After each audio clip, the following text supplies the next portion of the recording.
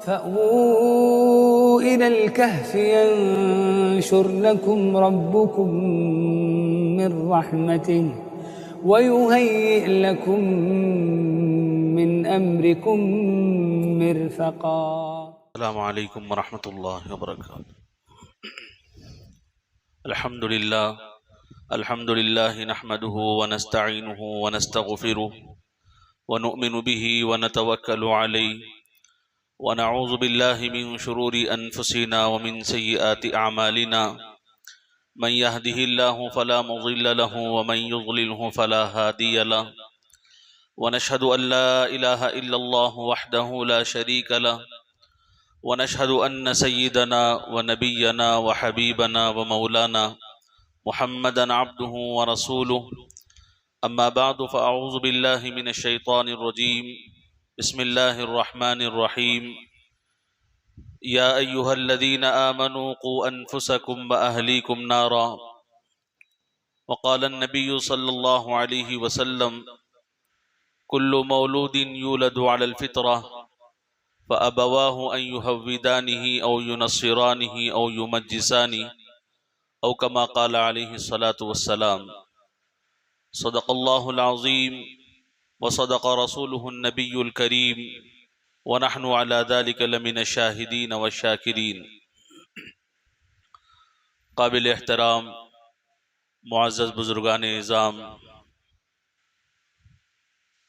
پردے میں سننے والی اسلامی ماؤں اور بہنوں اور بنات کے مدارس کی ذمہ دار خواتین، اللہ تعالیٰ کا ہم سب پر بے انتہا فضل و کرم ہوا. اس کا انعام و احسان ہوا کہ اس نے ہم سب کو دین اسلام جیسی عظیم دولت سے مالا مال فرمایا، اور اسی کے ساتھ ہم سب کو اپنے آخری نبی حضرت محمد الرسول اللہ صلی اللہ علیہ وسلم کی امت میں پیدا فرمایا. اللہ تعالیٰ سے دعا کرتے ہیں کہ اللہ تعالیٰ ہم سب کو ان دونوں نعمتوں کی صحیح قدردانی اور اس کی شکر گزاری کی توفیق نصیب فرمائیں،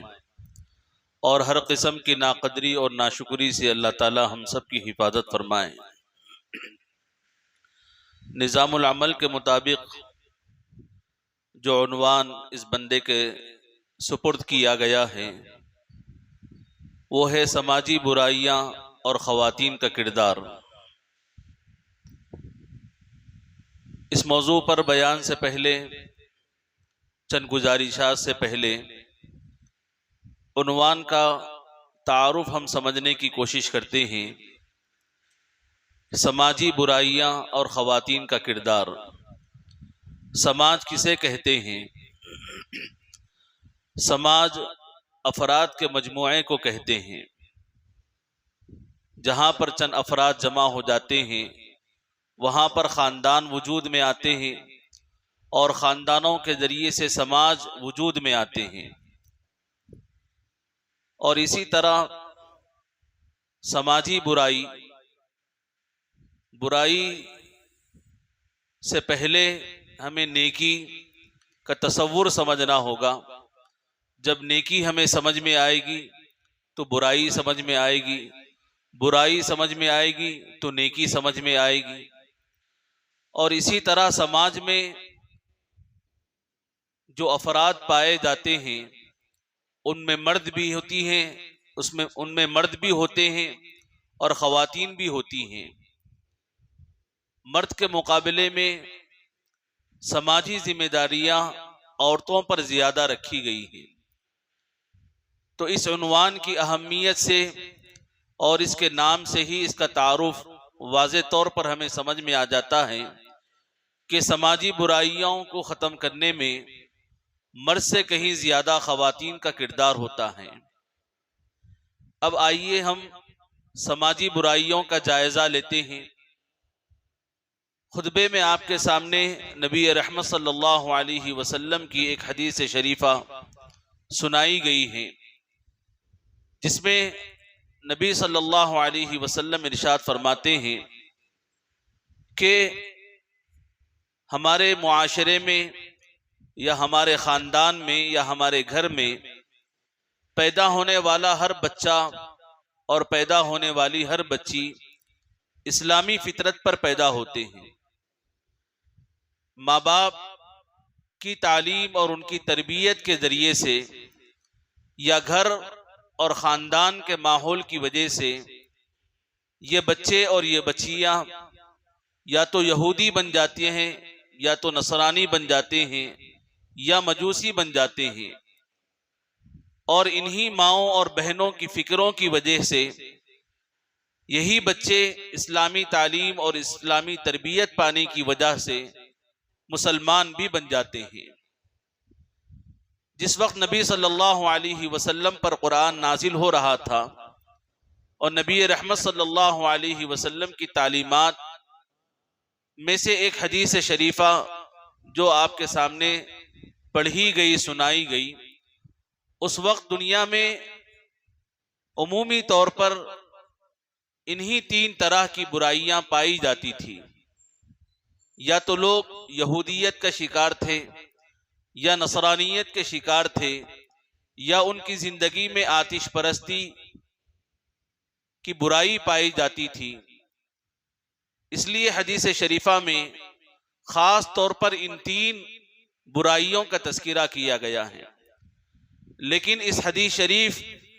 کے مفہوم کے اعتبار سے اگر ہم آج کے سماج اور آج کے زمانے اور آج کے حالات کے اعتبار سے دیکھتے ہیں تو یہ برائیاں صرف یہاں تک نہیں رہ گئی ہیں، بلکہ جیسے ابھی مفتی صاحب نے اس بات کی جانب اشارہ کیا ہے کہ نئی تعلیمی پالیسی کے ذریعے سے آج ہمارے گھروں کو اور ہمارے بچوں کو اور ہماری نسلوں کو بگاڑنے کے لیے ہندوستان کے باہر جو فکریں کی جا رہی ہے وہ ملحدانہ فکریں ہیں۔ بچے کو مذہب سے دور کر دینا یا مذہب سے بیزار کر دینا اور خدا کے تصور کا انکار کر دینا، اور ہندوستانی ماحول میں یہ نئی تعلیمی پالیسی کی فکریں اور اس کی کوششیں دیکھی جاتی ہیں تو بچے کو نام کا مسلمان رکھنا اور اعمال و کردار اور عقائد کے اعتبار سے اس کو مشرکانہ تصورات میں مبتلا کر دینا ہے۔ تو میرے بھائیوں، بزرگوں اور پردہ نشین ماؤں اور بہنوں، پہلے زمانے میں برائی بہت کم پائی جاتی تھی، لیکن اب برائیوں کا تصور اور برائیوں کی شکلیں اور برائیوں کے نئے نئے نام آج کے زمانے میں ہمارے سامنے آ رہے ہیں۔ تو معلوم یہ ہوا کہ ہمارے گھروں میں اور ہمارے خاندانوں میں پیدا ہونے والا ہر بچہ تو اسلامی فطرت پر پیدا ہوتا ہے، لیکن ماؤں کا کردار، ماؤں کی تعلیم اور ماؤں کی تربیت یہ پیدا ہونے والے بچے کی ذہن سازی کرتے ہیں۔ دیکھیے، دو باتیں علیحدہ ہیں، اس کو سمجھنے سے باقی ساری باتیں سمجھنا ہمارے لیے آسان ہو جائے گا۔ ایک ہے سیکھنا، دوسرے ہے پڑھنا۔ سیکھنا ایک الگ چیز ہوتی ہے اور پڑھنا ایک الگ چیز ہوتی ہے۔ تعلیمی ادارے، مدارس، مکاتب اور اسی طرح سے اسکول، کالج، یونیورسٹیز، یہ جتنی بھی ادارے ہمیں نظر آ رہے ہیں یہ پڑھائی کے ادارے ہیں۔ یہاں پر پڑھائی کی جاتی ہے، پڑھایا جاتا ہے۔ اور ایک چیز ہے سیکھنا۔ سیکھنا بچہ اپنے گھر سے سیکھتا ہے، اپنی ماں سے سیکھتا ہے، اپنے باپ سے سیکھتا ہے، اپنے گھر کے اور اپنے خاندان کے افراد سے سیکھتا ہے، اپنے ماحول سے سیکھتا ہے۔ پڑھی ہوئی ہر چیز انسان کی زندگی کا حصہ بننا ضروری نہیں۔ بہت ساری باتیں وہ ہوتی ہیں جو میں نے بھی پڑھی، آپ نے بھی پڑھی، لیکن اب یاد نہیں رہا۔ لیکن وہ چیز جو ہم ماحول سے، سوسائٹی سے، خاندان سے اور افراد کے ساتھ رہتے ہوئے سیکھتے ہیں، یقیناً وہ ساری چیزیں ہماری زندگی کا حصہ بن جاتی ہیں۔ آپ کو کوئی کہے یا نہ کہیں، آپ کو کوئی بتائے یا نہ بتائے کہ بھئی یہ کام کرو یا یہ کام نہ کرو، لیکن جب ہم اپنے دوستوں سے، اپنے گھر کے افراد سے، اپنی ماؤں اور بہنوں کی تعلیم اور تربیت کے ذریعے سے جو چیز سیکھتے ہیں وہ خود بخود اپنی زندگی کا حصہ بنا لیتے ہیں۔ میں اپنے بڑوں کی بات یہاں پر پیش کرنے کی کوشش کر رہا ہوں۔ گزشتہ حضرت مولانا شاہ محمد جمال الرحمن صاحب مفتاحی دامت برکاتہم اسی عنوان پر متوجہ کرتے ہوئے یہ بات ارشاد فرما رہے تھے کہ ہم اپنے گھر میں اپنے معصوم بچوں کو دیکھتے ہیں کہ جب گھر میں مائیں اور بہنیں نماز کا وقت ہوتا ہے مصلی بچھاتے ہیں، نماز ادا کرنے کی کوشش کرتے ہیں یا تلاوت کرتے ہیں، ذکر و اذکار کرتے ہیں، تو اس دوران چھوٹے بچے جو ابھی 2 سال کے ہیں، 2.5 سال کے ہیں، جسے نہ پڑھنا آتا ہے، نہ بولنا آتا ہے، نہ صحیح طریقے سے چلنا آتا ہے، لیکن جب وہ اپنے گھر میں اپنی ماؤں کو اور بہنوں کو دیکھتا ہے کہ بھئی وہ کسی خاص انداز میں کوئی جائے نماز بچھا رہے ہیں، اس پر نماز ادا کر رہے ہیں، یہ معصوم بچہ بھی کسی نہ کسی طرح کا کوئی کپڑا لا کر بچھانے کی کوشش کرتا ہے، اور جس طرف رخ ہوتا ہے اس طرف ہاتھ اٹھا کر ہاتھ باندھ لیتا ہے، کبھی دائیں سجدہ کر لیتا ہے، کبھی بائیں سجدہ کر لیتا ہے، بلکہ سجدے میں جانے کی کوشش کرتے ہوئے وہ وہاں پر لیٹ جاتا ہے۔ مائیں اور بہنیں قرآن کی تلاوت کر رہی ہیں، یہ بچہ بھی کسی طرح کی کتاب کھول لیتا ہے اور وہ بھی اپنی انگلی کو پھیرنا شروع کر دیتا ہے۔ تسبیح پڑھی جا رہی ہے تو بچہ بھی تسبیح کبھی اپنے گلے میں ڈال لیتا ہے، کبھی اپنے ہاتھ میں ڈال لیتا ہے اور اس کو پھیرنے کی کوشش کرتا رہتا ہے۔ تو معلوم یہ ہوا کہ یہ جو ساری باتیں اور یہ جو سارے کام یہ گھر کا معصوم بچہ یا بچی کر رہی ہے، یہ کہاں سے سیکھا ہے؟ کیا ہم نے ابھی اس کو کسی مدرسے میں داخلہ دلوا دیا ہے، یا کسی مکتب میں ہم نے اس کو داخلہ دلوا دیا ہے، یا کسی مربی کا ہم نے انتظام کیا ہے؟ نہیں، ابھی تو بچہ گھر کی 4 دیواری میں اپنی ماؤں اور بہنوں کی شفقتوں میں اور محبتوں کے ساتھ اپنی زندگی کا وقت گزار رہا ہے۔ یہ بچہ یہ سب کچھ جو سیکھ رہا ہے یہ گھر کے ماحول سے اور گھر کی تعلیم اور تربیت سے سیکھ رہا ہے، جو دیکھ رہا ہے وہ کر رہا ہے۔ اس لیے نبی صلی اللہ علیہ وسلم نے ارشاد فرمایا کہ پیدا ہونے والا ہر بچہ تو اسلامی فطرت پر پیدا ہوتا ہے، اسلامی مزاج اور اسلامی طبیعت پر پیدا ہوتا ہے۔ اب ماں باپ کی خوبی اور ان کا کمال ہوتا ہے کہ یہ اپنے بچوں کی تعلیم اور تربیت کے ذریعے سے، ان کی نشو و نما کے ذریعے سے، ان کی ذہن سازی اور ان کی شخصیت سازی کے ذریعے سے انہیں کس رخ پر ڈالتے ہیں۔ جو ماں باپ حضرت موسیٰ علیہ نبینا علیہ السلام کو تو مانتے ہیں، لیکن اس کے بعد حضرت عیسیٰ علیہ السلام کا انکار کرتے ہیں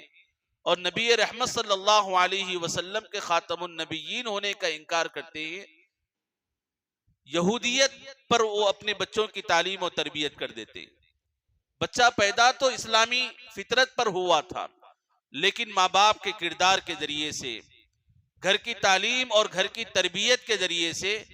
یہ بچہ اسلامی فطرت کے بجائے اب یہ یہودیت مذہب کی جانب چلنے لگتا ہے۔ اور یہی ماں باپ، انہی کی کوشش، انہی کی فکریں اور انہی کی گھریلو تعلیم اور تربیت کا اثر یہ ہوتا ہے کہ وہ سیدنا حضرت موسیٰ علیہ السلام کے بعد حضرت عیسیٰ علیہ السلام کو تو مانتے ہیں، لیکن نبی رحمت صلی اللہ علیہ وسلم کا انکار کرتے ہیں، اور کبھی وہ عیسیٰ علیہ السلام کو مانتے بھی ہیں، کبھی ان کو الوہیت کا مقام دے دیتے ہیں، کہیں ثالث و ثلاثہ میں سے ان کو شمار کر دیتے ہیں۔ تو اب یہ بچہ ان کے گھر میں اسلامی فطرت پر تو پیدا کیا گیا تھا، لیکن ماں کی تعلیم، ماں کی تربیت، خواتین کے کردار کی وجہ سے یہ بچہ اسلامی فطرت کو چھوڑ کر وہ نصرانیت پر، عیسائیت پر اور کرسچنوں میں سے ہو جائے گا۔ اور اسی طرح آتش پرستی، سارے جہانوں کا پروردگار تو ایک ہے، وہ رحمان اور رحیم ہے، اللہ کی تنہا ذات ہے۔ لیکن بعض لوگ نفع دینے والے ایک خدا کا تصور ان کے پاس پایا جاتا ہے، اور نقصان پہنچانے والے خدا کا کوئی اور تصور ان کے پاس پایا جاتا ہے۔ نفع دینے والا خدا الگ، نقصان پہنچانے والا خدا الگ۔ وہ اس تصور کے ساتھ آتش پرستی میں مبتلا ہوتے ہیں، آگ کی پوجا کرتے ہیں۔ بچہ تو ان کے گھر میں اسلامی فطرت پر پیدا کیا گیا تھا، لیکن ان کی تعلیم، ان کی تربیت، ان کا کردار اور ان کے ماحول کی وجہ سے یہ بچہ اسلامی فطرت سے ہٹ کر مجوسی فطرت پر آ جاتا ہے، آتش پرستی کی فطرت پر آ جاتا ہے۔ تو جس طریقے سے بچے کو جس ماحول میں ڈھالا جاتا ہے، جس ماحول میں اس کا رخ بنایا جاتا ہے، بچہ اسی رخ پر چلنے لگ جاتا ہے۔ ایک دین شعوری دین ہوتا ہے۔ جب بچہ میچور ہوتا ہے، بلوغت کی عمر کو پہنچتا ہے، فائدہ دینے والی چیزیں اور نقصان پہنچانے والی چیزوں کے درمیان فرق کرتا ہے، بچے کا وہ جو عمر، وہ جو کردار ہے، وہ شعوری کردار ہے۔ لیکن بچہ جو ابھی پیدا ہوتا ہے اپنے گھر میں اور اپنے ہی گھر کے ماحول میں رہتا ہے، بچے کا شعور اتنا بلند نہیں ہوتا ہے کہ وہ اچھے اور برے کے درمیان فرق کرے۔ بس گھر میں جو کیا جاتا ہے بچہ اسی کو اپنی زندگی کا حصہ بنا لیتا ہے۔ یہ ہے پڑھنے اور سیکھنے کا فرق۔ بچہ اپنے ماحول سے، اپنے گھر کی تعلیم اور اپنی گھر کی تربیت کے ذریعے سے جو سیکھ لیتا ہے وہ اس کو اپنی زندگی کا حصہ بنا لیتا ہے، اور عام طور پر اسی پر وہ اپنی زندگی بھی گزارتا ہے اور اسی پر اس دنیا سے رخصت بھی ہوتا ہے۔ تو میرے بھائیوں بزرگوں اور پردے میں سننے والی اسلامی ماؤں اور بہنوں، سماج کی یہ برائیاں ہیں کہ بچہ اپنے ماحول سے سیکھتا ہے، اپنی گھر کی تعلیم اور اپنی گھر کی تربیت کے ذریعے سے اپنی ذہن سازی اور اپنی شخصیت سازی کرتا ہے اور اسی کو اپنی زندگی کا حصہ بنا لیتا ہے۔ اب آج کے زمانے میں صرف یہودیت، نصرانیت یا مجوسیت ہی نہیں، بلکہ آپ اس سے آگے بڑھ کر دیکھتے ہیں تو وہ سارے طرح کی برائیاں جو میں جانتا ہوں، آپ جانتے ہیں، یہاں پر موجود ہر شخص جانتے ہیں کہ کتنی طرح کی برائیاں آج ہمارے پاس موجود ہو گئی ہیں۔ اگر ہم صرف ان برائیوں کو گنانا شروع کریں تو آج کی یہ پوری مجلس صرف برائیوں کے تذکرے میں ہی ختم ہو جائے گی۔ لیکن اس کے بالمقابل برائیوں کو سمجھنے سے پہلے ہم اس بات کو سمجھنے کی کوشش کریں گے کہ بھئی ان برائیوں میں ہمارا کیا کردار ہو سکتا ہے، کس کردار کی وجہ سے یہ برائیاں ہمارے درمیان سے ختم ہو سکتی ہے، دور ہو سکتی ہے۔ اس کو سمجھنا ہمارے لیے آسان، اور یہ کرنا بھی ہمارے لیے آسان ہے۔ برائیوں کا تذکرہ کرنے سے برائی ختم نہیں ہو سکتی۔ برائیاں ختم کرنے کے لیے ہمیں اپنے کردار کو سمجھنے کی ضرورت ہے کہ اس برائی کو ختم کرنے کے لیے میرا کیا کردار ہو سکتا ہے۔ میں بہن ہوں تو میرا کیا کردار ہو سکتا ہے، میں بیٹی ہوں تو میرا کیا کردار ہو سکتا ہے، میں ماں ہوں تو میرا کیا کردار ہو سکتا ہے، میں بیوی ہوں تو میرا کیا کردار ہو سکتا ہے، میں معلمہ ہوں تو میرا کیا کردار ہو سکتا ہے، میں ذمہ دار خاتون ہوں تو میرا کیا کردار ہو سکتا ہے۔ ہر شخص اپنے طور پر اپنی کردار کو اور اپنی ذمہ داری کو سمجھیں اور سمجھ کر اس کو ادا کرنے کی کوشش کریں، تو سماجی طور پر یہ جو ساری برائیاں ہیں وہ برائیوں کا خاتمہ ممکن ہو سکتا ہے۔ تو میرے بھائیوں بزرگوں اور سننے والی اسلامی ماؤں اور بہنوں، ہم اپنے کردار کو سمجھنے کی کوشش کریں گے۔ حضرت نے ہی اپنے خطبے میں یہ بات ارشاد فرمائی کہ بسا اوقات بلکہ روزانہ ہی کوئی نہ کوئی ماں اور کوئی نہ کوئی باپ اپنے بچوں کو لے کر حضرت کی خدمت میں پیش کرتے ہیں اور کہتے ہیں کہ حضرت دعا کر دیجئے، دعا فرما دیجئے، نصیحت کر دیجئے۔ جب حضرت شاہ صاحب پوچھتے ہیں کہ بھئی کس بات کی دعا کروں، کس بات کی نصیحت کروں، کیا چاہتے ہیں، تو ماں باپ کہتے ہیں کہ بچہ بڑا بگڑے ہوئے راستے پر جا رہا ہے، بچہ اطاعت نہیں کرتا، بچہ فرما برداری نہیں کرتا، آپ اس کے لیے دعا کر دیجئے، آپ اس کے لیے نصیحت کر دیجئے۔ تو حضرت فرماتے ہیں کہ بھائی میری دعا اور میری نصیحت سے پہلے تم ماں باپ اپنے کردار کو اور اپنے مقام کو سمجھنے کی کوشش کرو۔ جب ہم اپنے کردار کو اور اپنے مقام کو سمجھ جاتے ہیں تب یہ سارے کام کرنا ہمارے لیے آسان ہو جاتا ہے۔ جب تک ہم اپنے کردار کو، اپنے مقام اور اپنے مرتبے کو نہیں سمجھیں گے، کام کرنا ہمارے لیے بہت مشکل ہو جائے گا۔ حضرت فرماتے ہیں کہ میں آنے والے ان ماؤں کو اور ان بھائیوں کو سب سے پہلے یہ بات پوچھتا ہوں کہ بھئی آپ کیا ہے؟ بچی کہتی ہے کہ بھئی میں ماں ہوں، بچہ کہتا ہے کہ میں باپ ہوں۔ تو فرماتے ہیں کہ ماں کے سلسلے میں اسلامی تعلیمات اور اسلامی تصورات کیا ہے؟ وہ بچی خود کہنے لگتی ہے کہ اسلامی تعلیمات کے اعتبار سے دیکھا جائے تو نبی صلی اللہ علیہ وسلم ارشاد فرماتے ہیں الجنت تحت اقدام الامہات، کہ ماؤں کے قدموں کے نیچے جنت رکھی گئی ہے، اور باپ کے سلسلے میں یہ تصور دیا گیا ہے کہ اللہ تعالیٰ نے باپ کو جنت کا درمیانی دروازہ بنایا ہے۔ یعنی جب کوئی محل ہوتا ہے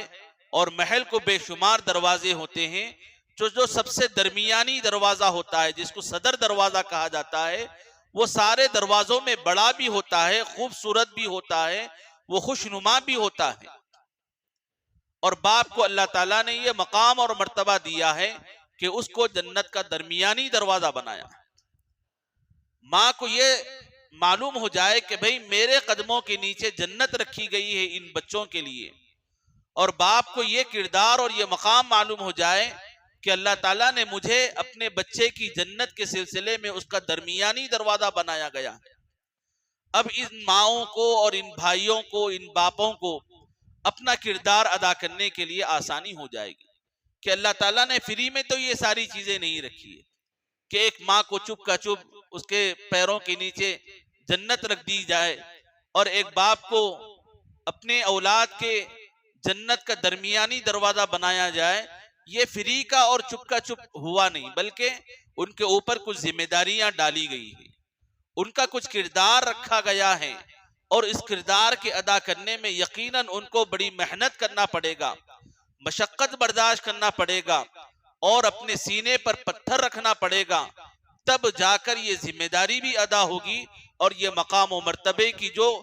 خوشخبریاں انہیں سنائی گئی ہیں وہ مقام و مرتبہ انہیں ضرور حاصل ہوگا۔ یہ مقام و مرتبہ حاصل کرنے کے لیے ہم ماؤں کو، ہم بہنوں کو، ہم بیویوں کو، اور ہم باپوں کو، بھائیوں کو، سب کو اپنے اپنے کردار کو سمجھنے کی اور اس کو ادا کرنے کی ضرورت ہے۔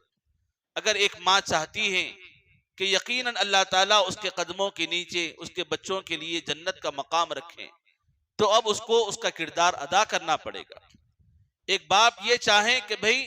میں اپنے بچوں کے لیے، اس کی جنت کے لیے درمیانی دروازہ بنوں، تو اس باپ کو بھی چاہیے کہ وہ اپنے بچوں کے سلسلے میں اپنی کردار کو اور اپنی ذمہ داری کو سمجھے۔ یہ کردار اور یہ ذمہ داری کو سمجھنا ہی یہ ساری برائیوں کو ختم کرنے میں ہمارے لیے معاون اور مددگار بنے گا۔ کہ بھئی ہم کوئی کام کرتے ہیں اور انسان کی فطرت اور اس کی طبیعت بھی ہوتی ہے، اگر اس کام میں کوئی فائدہ ہمیں نظر آئے گا تو ہم وہ کام کرتے ہیں۔ انسان ہمیشہ فائدے کو مد نظر رکھتا ہے کہ کوئی بھی کام کرتا ہے تو اس میں اس کو کیا فائدہ ملے گا، اس میں کیا رزلٹ اس کو ملے گا۔ جب آدمی کو اس کا فائدہ معلوم ہو جاتا ہے، اس کا رزلٹ معلوم ہو جاتا ہے، اب اس کے لیے کوئی چیز رکاوٹ نہیں بنتی، ہر کام کرنا اس کے لیے آسان ہو جاتا ہے کہ بھئی یہ کام کریں گے تو آپ کو 1 لاکھ روپے ملیں گے، 1 کروڑ روپے ملیں گے۔ تو اب آدمی اس کام کو کرنے میں ہر طرح کی محنت کرے گا، مشقت کرے گا، اپنا جان لگائے گا، اپنا مال لگائے گا، اپنا وقت لگائے گا، اپنی صلاحیتیں لگائے گا، اور ہر طرح کی تکالیف کو برداشت کرنے کے لیے وہ اپنے آپ کو تیار کر لے گا۔ تو انسان کی فطرت ہوتی ہے، اس کا مزاج اور اس کی طبیعت ہوتی ہے کہ وہ فائدے کو حاصل کرنے کے لیے ہر چیز کی قربانی دیتا ہے۔ اب مائیں یہ دیکھیں کہ بھئی ہم اپنے کردار کو اور اپنے سماج کو درست کرنے کے لیے ہمیں کیا مقام ملے گا، ہمیں کیا فائدہ ملے گا؟ تو جواب میں یہ بات آپ کو ملے گی کہ بھئی اگر میں سماج کی برائیوں کو ختم کرتی ہوں ایک ماں کی حیثیت سے، تو اللہ تعالیٰ میرے لیے میرے بچوں کی جنت کو میرے قدموں کے نیچے جنت کا مقام انہیں عطا کر دیں گے۔ ایک باپ یہ سوچے کہ بھئی میں اپنے سماج کو درست کرنے کے لیے جو کردار ادا کرنا چاہتا ہوں، اس کے درمیان جو مشقتیں اور تکالیف مجھے برداشت کرنا ہے، یہ سب کچھ کرنے کے بعد مجھے کیا ملنے والا ہے؟ تو جواب ملے گا کہ اگر تم اپنی اولاد کے سلسلے میں یہ کوشش کرتے ہیں، اپنی نسلوں کے سلسلے میں یہ فکریں اور کوششیں کرتے ہیں، تو اللہ تعالیٰ تمہاری نسلوں کے لیے، تمہاری اولاد کے لیے، تمہاری اولاد کی جنت کا جو درمیانی دروازہ ہے، یہ مقام، یہ مرتبہ اللہ تعالیٰ تمہیں عطا کریں گے۔ تو ان فضیلتوں کے علم کے ذریعے سے اللہ تعالیٰ ہمیں قوت بخشتے ہیں، طاقت بخشتے ہیں، اور کام کرنا ہمارے لیے آسان ہو جاتا ہے۔ تو اس سلسلے میں بنیادی طور پر جو ذمہ داریاں ہمارے سر پر آتی ہیں وہ یہ ہیں کہ اگر ہم اپنے سماج کو، اور یہ بات شروع میں بتا دی گئی ہے کہ سماج افراد سے بنتا ہے، افراد سے خاندان بنتے ہیں، خاندانوں سے سماج وجود میں آتا ہے۔ سماج کی اگر ہم اصلاح کرنے کی کوشش کرتے ہیں تو ہرگز اصلاح نہیں ہوگی۔ سماج کی اصلاح افراد کی اصلاح سے شروع ہوگی، اور افراد کی اصلاح اپنی ذات کی اصلاح سے شروع ہوگی۔ سب سے پہلے ہم اپنی ذات کی اصلاح کریں، میں اپنی ذات کی اصلاح کروں، آپ اپنی ذات کی اصلاح کریں، ہم میں کا ہر آدمی اپنی ذات کی اصلاح کریں، میری اصلاح پہلے ہو جائیں، میری زندگی میں جو برائیاں ہیں پہلے میں وہ ختم کرنے کی کوشش کروں، اور جن خوبیوں اور کمالات کو اپنی زندگی میں جمع کرنا ہے اس کو میں اپنی زندگی میں لانے کی کوشش کروں۔ یہاں سے ہماری زندگی شروع ہوگی، اپنی ذات سے ہم اپنی زندگی کی شروعات کریں، اپنی ذات، پھر اس کے بعد اپنے گھر، اس کے بعد اپنا خاندان، اس کے بعد اپنا سماج، اپنا معاشرہ، اپنی سوسائٹی، یہ سارے کھلے ہوئے میدان ہمارے سامنے پڑے ہوئے ہیں، لیکن کام کا آغاز اپنی ذات سے شروع ہونا چاہیے۔ اسلامی تعلیمات، نبی رحمت صلی اللہ علیہ وسلم کے سامنے یہ ساری چیزیں رکھی ہوئی ہیں کہ نبی رحمت صلی اللہ علیہ وسلم کو پیدائشی طور پر نبوت کی ذمہ داری نہیں ڈالی گئی، بلکہ پورے 40 سالہ عرصے تک آپ دیکھیے، آپ اپنی فکر، اپنے گھر کی فکر، اپنے خاندان، اپنا معاشرہ، اپنی سوسائٹی اور اپنے سماج کے لیے لگے ہوئے ہیں۔ پورے 40 سالہ عرصے کے بعد آپ پر نبوت کی ذمہ داری، عالمی ذمہ داری آپ پر ڈالی گئی۔ اس سے پہلے ہم اپنا کام کریں، اپنے کردار کو بنائیں، اپنی شخصیت کو سنواریں۔ زندگی کا آغاز اپنی شخصیت سے ہوگا۔ ہماری زندگی جتنی اچھی ہوگی، گھر کے افراد کی زندگی اتنی اچھی ہوگی۔ گھر کے افراد کی زندگی جتنی اچھی ہوگی، اتنا بہترین خاندان ہمارے سامنے وجود میں آئے گا، اور جتنا بہترین خاندان ہم وجود میں لائیں گے اتنا ہی بہترین معاشرہ، سوسائٹی اور سماج ہمارے سامنے نظر آئے۔ لیکن سماج کی برائی ختم کرنے کے لیے ہم سب کی ذمہ داری ہے کہ ہم اپنے نفس اور اپنی ذات میں پائے جانے والی برائیوں کا خاتمہ کریں، اس کی اصلاح، اس کی تعلیم اور اس کی تربیت حاصل کریں۔ اس کے بعد افراد سے خاندان، خاندان سے معاشرہ، سوسائٹی، سماج، یہ ساری چیزیں ہمارے سامنے ہیں۔ اس کے لیے 3 کام بنیادی طور پر ہمیں کرنا ہے۔ یہ بات بھی میں اپنے بڑوں سے سیکھا ہوا سبق آپ کے سامنے سنا رہا ہوں کہ دیکھیے، جب ہمارے گھر میں ایک بچہ یا بچی پیدا ہوتی ہے تو اسلامی تصورات کے اعتبار سے آپ دیکھیے کہ سب سے پہلے کیا کام کیا جاتا ہے۔ جیسے ہی بچہ یا بچی پیدا ہونے کی خوشخبری ہمیں ملتی ہے تو اس بات کا اہتمام کیا جاتا ہے، اور اس بات کی تلقین اور حکم ہمیں دیا گیا ہے اس پیدا ہونے والے بچے اور بچی کے کان میں اذان اور اقامت کہی جائے۔ یہ دیکھیے ہماری تعلیم اور تربیت کا آغاز یہیں سے ہو رہا ہے۔ ابھی جو بچہ پیدا ہوا ہے، یقیناً ہم نے اللہ کا حکم اور نبی صلی اللہ علیہ وسلم کا طریقہ اپنانے کے لیے اس کے کان میں اذان بھی کہی اور اس کے کان میں اقامت بھی کہی، لیکن پلٹ کر یہ سوال کرتے ہیں کیا اس اذان اور اقامت کے کلمات کیا بچہ سمجھنے والا ہے؟ ابھی تو پیدا ہوا سو بچہ ہے، نہ صحیح سن سکتا ہے، نہ صحیح دیکھ سکتا ہے، نہ سمجھ سکتا ہے، کسی طرح کا شعور ابھی اس کے اندر پیدا نہیں ہوا۔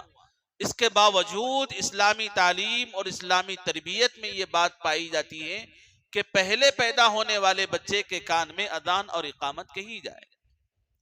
یہیں سے بچے کی تعلیم اور تربیت کا آغاز۔ اور اذان کے علاوہ کوئی اور بات بھی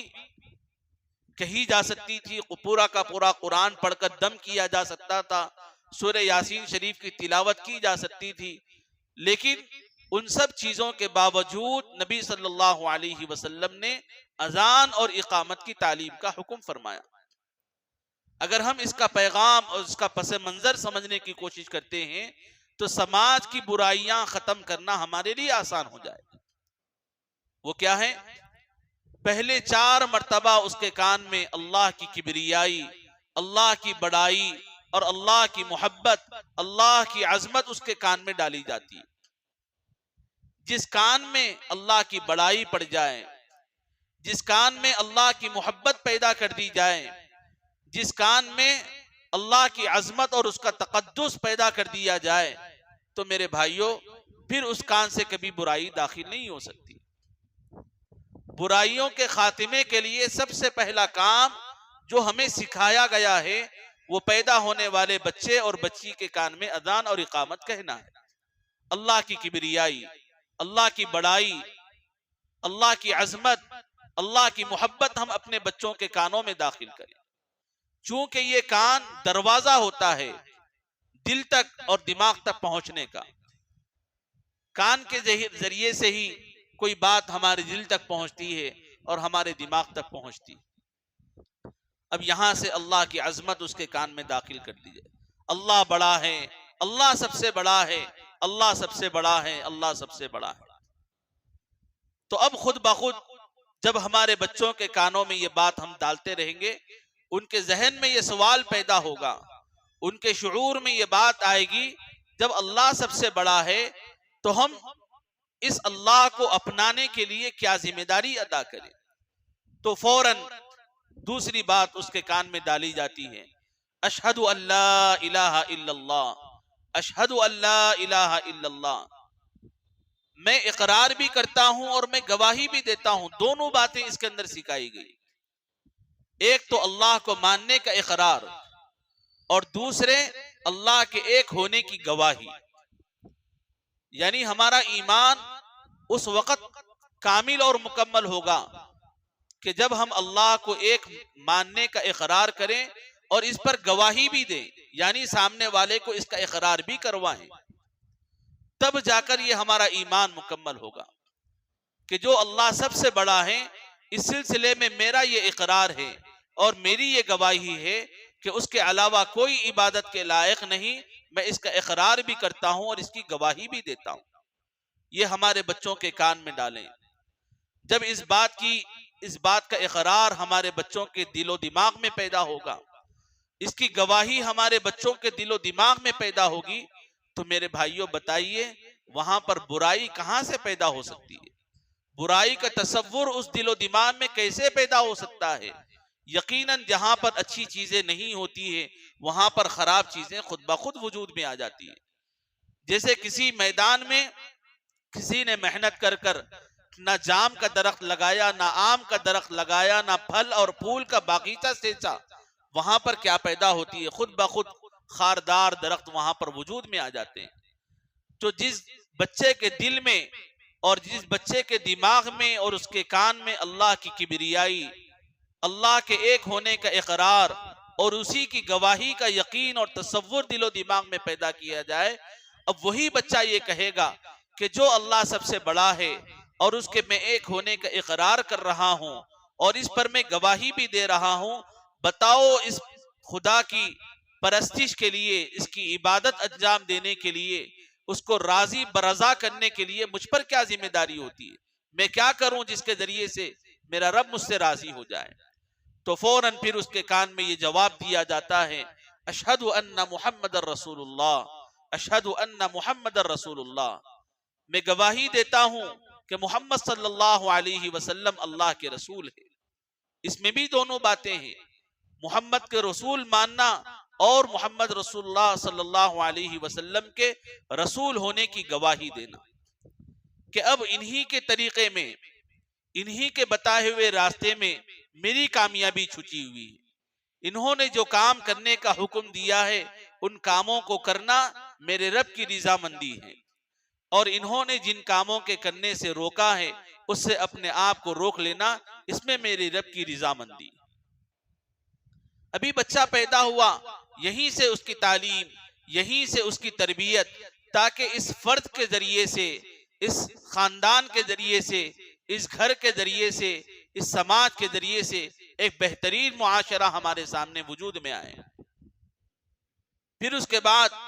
اس کو کامیابی کی طرف بلایا جا رہا ہے، آؤ نماز کی طرف، آؤ کامیابی کی طرف، آؤ نماز کی طرف، آؤ کامیابی کی طرف۔ آج دنیا میں، آج دیکھیں آپ، دنیا کا ہر شخص ایک دوسرے کو دعوت دے رہا ہے، آؤ ہمارے پاس آؤ، آؤ ہمارے پاس آؤ، اور یہاں پر پیدا ہونے والے بچے کو ہی اس بات کی تعلیم اور اس بات کی ترغیب دی جا رہی ہے، آؤ نماز کی طرف، آؤ کامیابی کی طرف۔ حضرت ارشاد فرماتے ہیں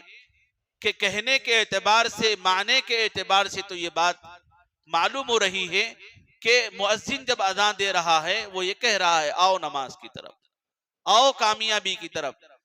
حالانکہ اس کا مفہوم اور اس کا مطلب یہ ہے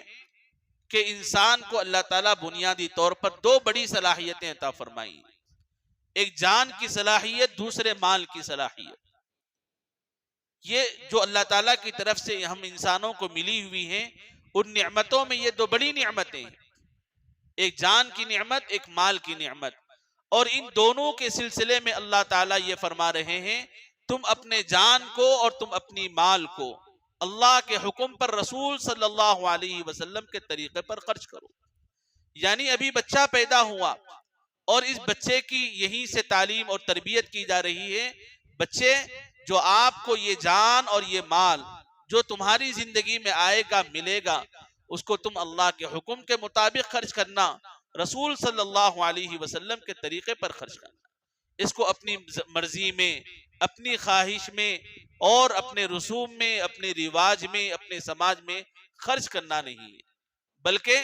یہ اللہ کی امانت ہے، یہ اللہ کی نعمت ہے، اس کو اللہ کے حکم پر خرچ کرنا ہے، رسول کے طریقے پر خرچ کرنا ہے۔ پھر دو مرتبہ اللہ کی کبریائی، اللہ کی بڑائی اس کے کان میں بیان کی جا رہی ہے، اور آخر میں لا الہ الا اللہ پر یہ کلمات مکمل کیے جا رہے ہیں۔ فرماتے ہیں کہ اذان میں جو 6 مرتبہ یہ تکبیر اور یہ کبریائی، یہ بڑائی، اللہ کی عظمت اور محبت کا بیان ہے، اس کی وجہ، ان کی بے شمار وجوہات میں سے ایک وجہ یہ ہے کہ جب انسان دنیا میں وجود میں آتا ہے تو وہ اپنے دائیں دیکھتا ہے، اپنے بائیں دیکھتا ہے، اپنے آگے دیکھتا ہے، اپنے پیچھے دیکھتا ہے، اپنے نیچے دیکھتا ہے، اپنے اونچ اور اپنے اوپر دیکھتا ہے۔ 6 جہتیں انسان کے اطراف میں ہوتی ہیں، اور 6 مرتبہ اللہ کی کبریائی اس کے دل و دماغ میں پہنچائی جا رہی ہے کانوں کے ذریعے سے، تاکہ یہ انسان جب اپنی شعور کی آنکھ کھولے تو یقیناً اس کو آگے دنیا اور دنیا میں پائے جانے والی بے شمار خوبیاں اس کو نظر آئے گی، بے شمار کمالات اس کو نظر آئیں گے، کچھ چیزیں فائدہ پہنچانے والی نظر آئے گی، کچھ چیزیں نقصان پہنچانے والی نظر آئے گی، لیکن بے شمار مخلوقات اس کو نظر آئے گی۔ وہ پیچھے دیکھے گا تو پیچھے بھی دنیا کی بڑی وسعتیں رکھی گئی ہیں، بے شمار خوبیاں اور کمالات اس کو وہاں پر بھی نظر آئیں گے۔ دائیں دیکھے گا وہاں بھی نظر آئیں گے، بائیں دیکھے گا وہاں بھی نظر آئیں گے، زمین اور زمین کی تہوں میں دیکھے گا وہاں بھی نظر آئیں گے، آسمان اور آسمان کی بلندیوں میں دیکھے گا وہاں بھی نظر آئیں گے۔ ہر جگہ کوئی نہ کوئی خوبی، کوئی نہ کوئی کمال اس کو نظر آئے گا، لیکن اس نظر آنے والی چیزوں میں بس یہ تصور اس کے دل و دماغ میں بٹھایا جا رہا ہے، یہ جو سب کچھ نظر آ رہا ہے یہ بہت چھوٹا ہے، اور اللہ سب سے بڑے ہیں، اللہ کی کبریائی سب سے بڑی ہے، اللہ کی عظمت سب سے بڑی ہے، اور اللہ کی محبت سب سے بڑی ہے۔ یہ بچے کے دل میں، اس کے دماغ میں، بیٹا میرے بچے، میری بیٹی، تمہیں سامنے جو نظر آ رہا ہے وہ بہت کچھ ضرور ہو سکتا ہے، لیکن اس سے بڑے اللہ ہیں۔ تمہیں جو پیچھے نظر آ رہا ہے یہ بہت کچھ ضرور ہو سکتا ہے، لیکن اللہ اس سے بہت بڑے ہیں۔ میرے بیٹے، تمہیں دائیں جو نظر آ رہا ہے یہ بہت کچھ ضرور ہو سکتا ہے، لیکن اللہ اس سے بڑے ہیں۔ تمہیں بائیں جو نظر آ رہا ہے یہ بہت کچھ ضرور ہو سکتا ہے، لیکن اللہ اس سے بہت بڑے ہیں۔ تمہیں نیچے جو نظر آ رہا ہے وہ بہت کچھ ضرور ہو سکتا ہے، لیکن اللہ بہت بڑے ہیں۔ تمہیں اوپر جو نظر آ رہا ہے یہ بہت کچھ ضرور ہو سکتا ہے، لیکن اللہ اس سے بہت بڑے ہیں۔ یہ تصور جب ان بچوں کے دل و دماغ میں پیوست کر دیا جائے، ان کے دل و دماغ میں پیدا کر دیا جائے، وہاں پر ہر طرح کی برائی، ہر طرح کی خرابی، ہر طرح کا گناہ اب ان بچوں کے دل و دماغ میں پیدا ہونا مشکل ہو جائے۔ اس لیے ہم اس بات کی کوشش کریں کہ ہم اپنی ذات اور اپنے بچے اور اپنی بچیوں کی اصلاح، ان کی تعلیم اور ان کی تربیت کرنا چاہتے ہیں تو سب سے پہلے ہم اللہ کی محبت کو، اللہ کی بڑائی کو، اللہ کی عظمت کو اور اس کی کبریائی کو اپنے دل و دماغ میں پیدا کرنے کی کوشش کریں۔ تبھی جا کر ہم اپنی زندگی میں اور اپنے معاشرے کی اور اپنے سماج اور سوسائٹی کی زندگی میں یہ برائیوں کا خاتمہ کر سکتے ہیں۔ اس تصور کے بغیر برائیوں کا خاتمہ کرنا ہمارے لیے دشوار بلکہ ناممکن ہو جائے گا۔ تو سب سے پہلے ہمیں جو کام کرنا ہے ان کاموں میں سے 3 کام کرنا ہے۔ ان 3 کاموں کے ذریعے سے اپنی ذات کی بھی اصلاح ہو سکتی ہے، اپنے گھر کی بھی اصلاح ہو سکتی ہے، اپنے خاندان کی بھی اصلاح ہو سکتی ہے، اور اپنے معاشرہ، سوسائٹی اور سماج کی اصلاح ہو سکتی ہے۔ پہلا کام عقیدے کی اصلاح۔ عقائد یہ ساری چیزوں کی جڑ ہے، بنیاد ہے۔ قوت فکر و عمل پہلے فنا ہوتی ہے، پھر کسی قوم کی شوکت پہ زوال آتا ہے۔ ہمارے اعمال کی درستی اور ہمارے اعمال کی خرابی کا دار و مدار عقائد کی اصلاح پر ہے۔ ہماری جیسی سوچ، ہماری جیسی فکر اور ہمارا جیسا عقیدہ ہوتا ہے ویسے اعمال وجود میں آتے ہیں۔ عقیدہ مضبوط ہے، فکر مضبوط ہے، سوچ مضبوط ہے، اعمال بھی مضبوط رہیں گے۔ اگر عقیدہ کمزور رہے گا، سوچ اور فکر کمزور رہیں گے، اعمال بھی کمزور رہیں گے۔ جیسے ہم دیکھتے ہیں کہ بھی کبھی آدمی اچھا بھی کام کر رہا ہے، کرتے کبھی کبھی خراب کام بھی کر رہا ہے، یہ اعمال کی خرابی نہیں، عقیدے کی کمزوری ہے۔ عقیدہ مضبوط ہوگا، عمل درست ہوگا۔ عقیدہ کمزور ہوگا، عمل کمزور ہوگا۔ اس لیے ہمیں سب سے پہلے جو کام کرنا ہے اپنے عقیدے کی فکر کرنا ہے، اس کی اصلاح کرنا ہے اور اس کو مضبوط کرنے کی کوشش کرنا ہے۔ دیکھیے، اللہ تعالیٰ نے ہم کو انبھک نہیں بنایا کہ جو چاہو ہم نے کہہ دیا ہے وہ مانتے رہو۔ حضرت سیدنا ابراہیم علیہ السلام کی زندگی، ان کی تعلیمات اور ان کا اسوہ حسنہ ہمیں یہ بات کا پیغام دیتا ہے، ہمیں یہ بات سکھاتا ہے کہ انسان کو اپنے عقیدے میں جو مضبوط ہونا ہے وہ انبھکتی کی وجہ سے نہیں ہونا ہے بلکہ اپنے شعور کی وجہ سے ہونا ہے۔ ابراہیم علیہ السلام شعوری اسلام کی دعوت دیا کرتے تھے، شعور کے ذریعے سے اسلام قبول کرو کہ بھئی ہم ان فائدوں کو مانتے ہیں تو اس کے پیچھے کیا کمالات اور کیا خوبیاں ہیں،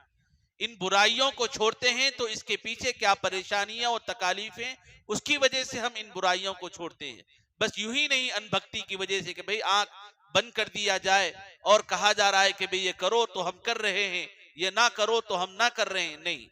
آنکھ بند کر کے انبھکتی کی وجہ سے نہیں، اپنے دل و دماغ کو بند کرنے کی وجہ سے نہیں، بلکہ اپنے شعور کو پیدا کرنے کے ذریعے سے ہم اپنے اندر شعور پیدا کریں اور شعور پیدا ہوتا ہے علم سے، عقل سے اور عمل سے۔ شعور پیدا ہوتا ہے علم سے، عمل سے اور عقل سے۔ جب ہم ان تینوں چیزوں کی کوشش کریں گے تو ہمارا شعور مضبوط ہوگا، تب جا کر ہمارے عقائد کے اندر مضبوطی آئے گی، تبھی جا کر ہماری فکریں مضبوط ہوگی، تبھی جا کر ہماری سوچ صحیح ہوگی، پھر ان عقائد کا اثر خود بخود ہمارے اعمال پر پڑے گا۔ نبی رحمت صلی اللہ علیہ وسلم کی تعلیمات میں سے ایک بڑی تعلیم، اور تمام محدثین عام طور پر جب بھی اپنی کتاب کا آغاز فرماتے ہیں اسی حدیث شریف سے آغاز فرماتے ہیں، انما الاعمال بالنیات، سارے اعمال کا دار و مدار نیتوں پر ہے۔ نیت صحیح ہوگی، عقیدہ صحیح ہوگا، فکر اور سوچ صحیح ہوگی تو ان کا ساری چیزوں کا اثر ہمارے اعمال پر پڑے گا۔ تو اپنے سماج کو، اپنی ذات کو، اپنے افراد کو، اپنے خاندان کو، اپنی سوسائٹی کو اور اپنے معاشرے کو صحیح کرنے کے لیے پہلا کام ہمیں جو کرنا ہے وہ اپنے عقائد کی اصلاح ہے۔ چاہے وہ اللہ کو ماننے کا عقیدہ ہو، چاہے رسالت کا عقیدہ ہو، چاہے آخرت کا عقیدہ ہو، چاہے جنت اور جہنم کا عقیدہ ہو، چاہے فرشتوں کو ماننے اور اس کے اقرار کرنے کا عقیدہ ہو، ایمان مجمل، ایمان مفصل اور عقائد کی بے شمار کتابیں، ہر عقیدے کے سلسلے میں ہمارا یہ تصور ہونا ہے کہ پہلا کام ہمیں اپنے عقائد کی اصلاح کرنا ہے، اس کے بعد دوسرا کام اپنے اعمال کی اصلاح۔ عقائد درست ہوں گے، اعمال درست ہوں گے۔ عقائد کمزور، اعمال کمزور۔ فکر مضبوط، عمل مضبوط۔ فکر کمزور، عمل کمزور۔ اپنے اعمال کو درست کرنا ہے کہ بھئی جو عمل کر رہا ہوں، دیکھیے دنیا میں جتنے بھی انسان ہیں وہ کوئی نہ کوئی عمل ضرور کرتا رہتا ہے۔ جو عمل نہیں کرتا وہ مردار ہوتا ہے، مردہ ہوتا ہے۔ اب مردے سے کوئی عمل نہیں، بلکہ اس کو نہلانا بھی باقی لوگوں کی ذمہ داری، اس کو کفنانا بھی باقی لوگوں کی ذمہ داری، اس کو دفنانا بھی باقی لوگوں کی ذمہ داری۔ اب وہ عمل نہیں کر سکتا ہے، زندہ لوگ عمل کرتے رہتے ہیں۔ اب عمل، وہ عمل صالح بھی ہو سکتا ہے اور عمل غیر صالح بھی ہو سکتا ہے، لیکن انسان عمل ضرور کرتا رہتا ہے۔ اب اپنے اعمال کی درستی دیکھنا ہے کہ بھئی میں جو عمل تو کر رہا ہوں لیکن میرا عمل درست ہے یا نہ درست ہے، وہ صراط مستقیم پر ہے یا غیر صراط مستقیم پر ہے، وہ اللہ کے حکم پر ہے یا اللہ کے حکم کے خلاف ہے، وہ رسول کے طریقے پر ہے یا رسول کے طریقے کے خلاف ہے، یہ اللہ کی رضا دلانے والا ہے یا اللہ کو ناراض کرنے والا ہے،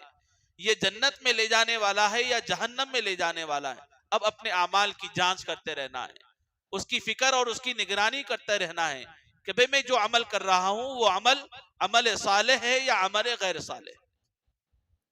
تو پہلا کام عقائد کی درستی، دوسرا کام اپنے اعمال کی پختگی، تیسرا کام اپنے اخلاق کو سنوارنا اور بنانا۔ کرتے کرتے انسان تھک جاتا ہے یا بھول جاتا ہے، اسے احساس نہیں ہوتا ہے، کہیں سے خرابیاں اس کی زندگی میں آ جاتی ہیں،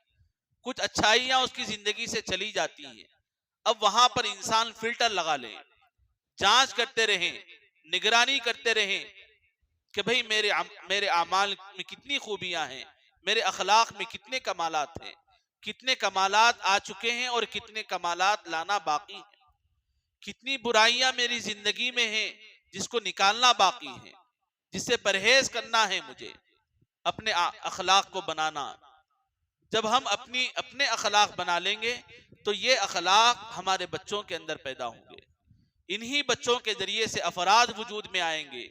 اور انہی افراد سے خاندان وجود میں آئیں گے اور انہی خاندانوں سے معاشرہ، سماج اور سوسائٹی بنے گی، تبھی جا کر ایک صالح معاشرہ ہمارے سامنے وجود میں آئے گا۔ تو محترم بھائیوں، بزرگوں اور عزت دار ماؤں بہنوں، سماج کی برائیاں ختم کرنے کے لیے سب سے پہلے ہم اپنے کردار کو جانچیں اور سمجھیں کہ بھئی اس سماج کو صحیح کرنے میں میرا کیا کردار ہے، ایک ماں ہونے کی حیثیت سے، ایک بیوی ہونے کی حیثیت سے، ایک بہن ہونے کی حیثیت سے، ایک بیٹی ہونے کی حیثیت سے، ایک معلمہ ہونے کی حیثیت سے، ایک منتظمہ ہونے کی حیثیت سے، ایک مبلغہ ہونے کی حیثیت سے، ایک ذمہ دار خاتون ہونے کی حیثیت سے، اور مرد آدمی بھی اپنے طور پر اپنے کردار کو سمجھیں۔ جب ہم اپنا کردار سمجھیں گے اور اس کردار کی وجہ سے جو مقام و مرتبے اللہ کی جانب سے اور اللہ کے رسول صلی اللہ علیہ وسلم کی جانب سے ہمیں ملنے والے ہیں، یہ تصور جب دل و دماغ میں پیدا ہو جائے تو اس کامیابی کو، اس منفعت کو، اس مقام و مرتبے کو حاصل کرنے کے لیے ہر طرح کی فکر کرنا ہمارے لیے آسان ہو جائے۔ 3 کام ہمیں کرنا ہے، عقائد کی لین سے کام کرنا ہے، اعمال کی لین سے کام کرنا ہے، اور اخلاق کی لین سے کام کرنا ہے۔ ایک دوسرا موضوع جو یہ دیا گیا تھا کہ خواتین کو معاشی طور پر خود کفی کرنے کے لیے کیا گھریلو تجربے ہو سکتے ہیں۔ الحمدللہ یہ آپ خواتین مجھ سے زیادہ بہتر جانتے ہیں، اور اس سلسلے میں گزشتہ بھی آپ نے ان موضوعات پر خطاب بھی سنا ہوگا، لیکن ضمنی طور پر جب اس بات کی ہدایت دی گئی تو چند کام ایسے ہیں جو خواتین اپنے گھر میں رہتے ہوئے پوری عفت کے ساتھ، پوری حفاظت کے ساتھ، پورے اعتماد کے ساتھ یہ کام کر سکتی ہیں، جس سے وہ اپنا گھر اور اپنے بچوں کا گھر اور اپنے خاندان کا گھر بھی چلا سکتی ہیں۔ جیسے پہلا کام ہے سلائی اور کڑھائی کا، ٹیلرنگ کا کام ہے۔ اگر ہم بچوں کے کپڑے یا بڑوں کے کپڑے سینے کا اور اس کے اوپر کچھ پھول بوٹے ڈالنے کا کام سیکھ جاتے ہیں تو اس کے ذریعے سے ہماری خواتین خود مکتفی ہو سکتی ہیں۔ وہ اپنے گھر میں ہی رہ کر پوری حفاظت کے ساتھ، پورے پردے کے ساتھ، پوری عصمت کے ساتھ یہ اپنے گھر کا کام کر سکتی ہیں سلائی اور کڑھائی کے ذریعے سے۔ دوسرا کام ہے مہندی ڈیزائننگ، جو عام طور پر خوشی کے موقع پر ڈالے جاتے ہیں، کہ مہندی ڈالنا یہ بھی ایک فن ہے۔ اس کے ذریعے سے بھی خواتین اپنے گھر میں ہی بیٹھ کر خود مکتفی ہو سکتی ہیں، اپنا گھر بار چلا سکتی ہیں، 4 پیسے جوڑ سکتی ہیں، اس کے ذریعے سے اپنے گھر کی ضرورتیں پوری کر سکتی ہیں، اور اپنے کمزور شوہر کی جو معاشی تکلیف ہے وہ اس میں سہارا بن سکتی ہے مہندی کے ذریعے سے۔ اور چوٹی ڈالنے کے ذریعے سے، چوٹی بھی طرح طرح کی ڈالی جاتی ہے۔ بچے چھوٹے ہوتے ہیں تو الگ طرح کی چوٹی ڈالی جاتی ہے، جب بال بڑھنے لگتے ہیں تو الگ انداز کی ڈالی جاتی ہے، جب پورے بڑھ جاتے ہیں تو الگ انداز کی ڈالی جاتی ہیں، جب بال گرنا شروع ہوتے ہیں تو اس کے بچاؤ کے لیے، اس کے رکھ رکھاؤ کے لیے کس طرح کی تیل اور کس طرح کی جڑی بوٹیاں استعمال کرنا چاہیے، یہ بھی ایک پورا فن ہے چوٹی ڈالنا۔ اسی طرح شرعی حدود میں زیب و زینت اختیار کرنا۔ ایسا نہیں ہے کہ بھئی ہم مدارس کے ذمہ دار ہیں اور ہمارا کام بس پڑھنا پڑھانا ہے، ہم اپنی زیب و زینت کا خیال نہ رکھیں، ایسا نہیں ہے، بلکہ شرعی حدود میں رہ کر پورے اہتمام اور پورے احتیاط کے ساتھ زیب و زینت اپنے گھر میں رہ کر ہم کس طرح سے اپنا زیب و زینت کر سکتے ہیں، وہ بناؤ سنگار بھی یہ ایک مستقل فن ہے۔ اس کے ذریعے سے بھی ہم اپنے گھر کی ضرورتوں کو پورا کر سکتے ہیں۔ ایک چوتھا کام ہے پکوان اور گھریلو رکھ رکھاؤ۔ پکوان کہ بھئی گھر میں عام طرح کے کھانے کس طرح سے بنائے جائیں، مہمان آ جائے تو کس طریقے سے پکائیں، موسم کی تبدیلی کی وجہ سے کس طرح کے پکوان بنانے چاہیے، گرمیوں میں کس طرح کے کھانے پکانا چاہیے، سردیوں میں کس طرح کے کھانے بنانا چاہیے، چھوٹے بچے ہیں ان کو کس طرح کی غذا دی جائے، نوجوان ہیں تو ان کو کس طرح کی غذا دی جائے، بوڑھے اور بیمار ہیں تو ان کو کس طرح کی غذا دی جائے، یہ بھی مستقل ایک فن ہے۔ اس کے ذریعے سے بھی ہماری خواتین اپنے گھر میں محفوظ ماحول میں پورے پردے کے ساتھ، پوری عصمت کے ساتھ، پوری حفاظت کے ساتھ یہ گھریلو پکوان کے بھی تجربے حاصل کر سکتی ہیں اور اس کے ذریعے سے بھی خود مکتفی بن سکتی ہیں۔ اور ایک 5واں کام ہے اپنے گھریلو تعلیم کے ذریعے سے کہ بھئی ہم حافظہ ہیں، معلمہ ہیں، عالمہ ہیں، مفتیہ ہیں، اپنے گھر میں ایک مکتب قائم کیا جائے، بچوں کا مکتب قائم کیا جائے، بچیوں کا مکتب قائم کیا جائے، خواتین کا مکتب قائم کیا جائے، اور اس کے ذریعے سے ان کی دین کی تمام ضرورتوں کو فراہم کیا جائے۔ مکتب کے ساتھ ساتھ اگر اپنے گھر، اپنے خاندان میں کچھ لوگ دور رہتے ہیں لیکن وہ آپ سے فائدہ حاصل کرنا چاہتے ہیں تو آن لائن تعلیم کے ذریعے سے بھی آپ ان کو فائدہ پہنچا سکتے ہیں۔